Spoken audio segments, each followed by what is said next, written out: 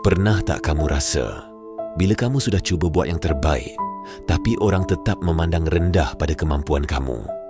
Kata-kata sinis yang dilemparkan, pandangan sebelah mata yang diberikan, itu semua mencucuk-cucuk hingga ke lubuk hati kita.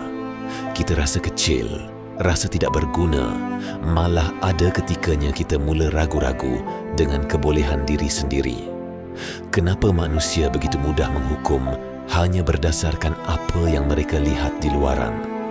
Sahabat, jika hari ini kamu sedang berdepan dengan pandangan remeh manusia, tolong jangan melatah. Berhenti sejenak dan tarik nafas dalam-dalam. Kenapa mereka begitu mudah merendahkan kita? Kerana manusia menilai dengan mata kasar, bukannya dengan mata hati. Mereka hanya melihat di mana kita berdiri hari ini, tapi mereka tidak nampak badai yang kita tempuh untuk sampai ke tahap ini. Tapi ingatlah, nilai diri kita bukan ditentukan oleh mulut manusia.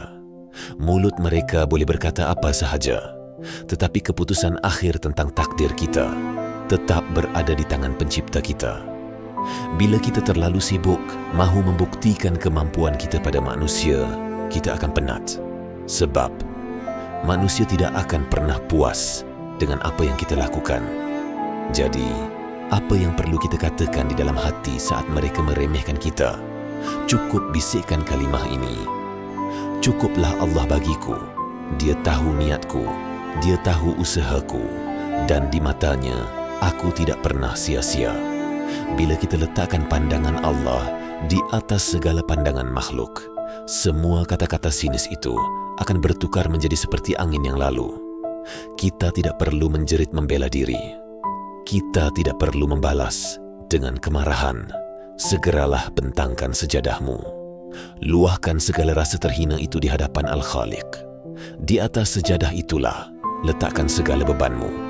Biarkan mereka dengan pandangan mereka.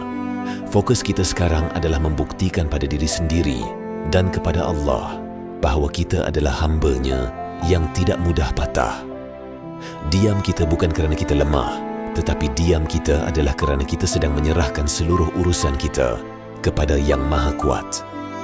Hari ini kamu dipandang rendah, tetapi esok lusa, dengan izinnya, kamu akan berdiri di tempat yang mereka sendiri tidak mampu bayangkan. Teruskan melangkah dengan tenang. Terima kasih kerana mendengar luahan ini. Wassalamualaikum.